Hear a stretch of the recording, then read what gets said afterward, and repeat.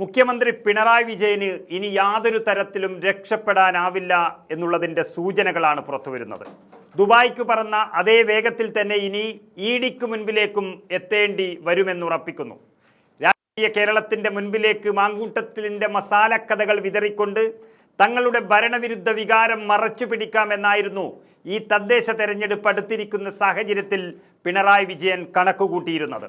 എന്നാൽ അതെല്ലാം തെറ്റിച്ചുകൊണ്ടാണ് 3 വർഷത്തെ അന്വേഷണത്തിനൊടുവിൽ പിണറായി എന്ന മുഖ്യമന്ത്രിക്ക് നേരിട്ട് കാരണം കാണിക്കൽ നോട്ടീസ് ഇഡി അയച്ചിരിക്കുന്നത്. ഇത് കുടുക്കാൻ വേണ്ടി തന്നെയാണ്.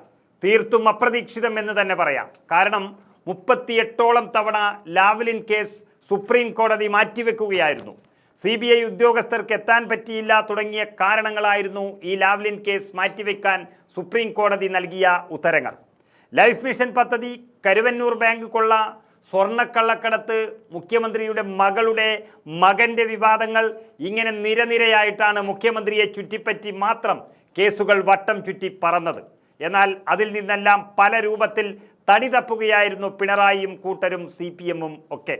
അതിനവർ പല വാദഗതികളും മുന്നോട്ട് വെച്ചു എങ്കിലും ഇനി അത് നടപ്പില്ല എന്ന തരത്തിൽ അവസാന ലാപ്പിൽ കയറിയാണ് ഇഡി ഇപ്പോൾ കൊത്തുന്നത്.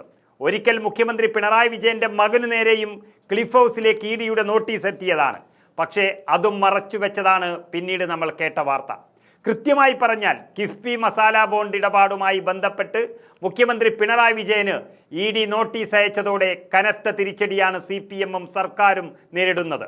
3 വർഷത്തിലേറെ നീണ്ട അന്വേഷണത്തിനൊടുവിലാണ് ഇന്നലെ മുഖ്യമന്ത്രിക്ക് കാരണം കാണിക്കൽ നോട്ടീസ് ലഭിച്ചിരിക്കുന്നത്.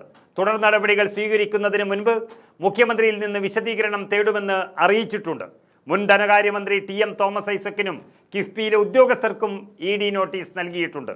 സംസ്ഥാനത്ത് തദ്ദേശ സ്വയംഭരണ സ്ഥാപനങ്ങളിലേക്കുള്ള തെരഞ്ഞെടുപ്പ് അടുത്തിരിക്കുന്ന ഈ സമയത്ത് മുഖ്യമന്ത്രിക്ക് നേരിട്ട് ഇഡിയുടെ നോട്ടീസ് ലഭിച്ചത് സംസ്ഥാന സർക്കാരിനും ഭരണകക്ഷിയായ CPM-നും വലിയ രാഷ്ട്രീയ സമ്മർദ്ദമാണ് ഉണ്ടാക്കിയിട്ടുള്ളത്.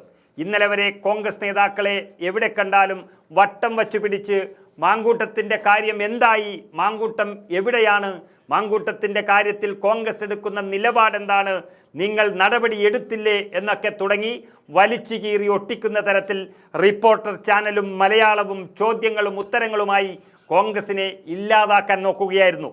എന്നാൽ ഇന്നിപ്പോൾ കാര്യങ്ങളൊക്കെ മാറിമറിഞ്ഞിരിക്കുന്നു. വികസനവാദത്തിന് തിരിച്ചടി കിട്ടി ഭരണത്തലവൻ തന്നെ പ്രതിക്കൂട്ടിലായിരിക്കുകയാണ്. സത്യത്തിൽ എൻഫോഴ്സ്മെന്റ് ഡയറക്ടറേറ്റ് നടപടിയിൽ സർക്കാർ വലിയ പ്രതിരോധത്തിലായി, അത്രമാത്രം.